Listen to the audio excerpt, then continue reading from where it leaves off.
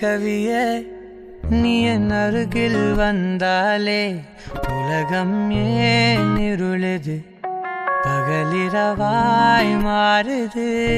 வளைவினில் எல்லாம் வளைந்து தொலைந்து போவேனே நீயே வெண்பனியே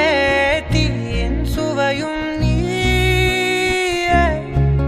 உன்னில் மெது மெதுவாக பயணங்கள் போல தொடங்கிடவா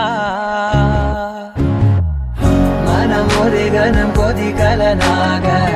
தவறுகளின் செவியன மாற தொலைவுகளை தொலைப்போம் ஒன்றாய்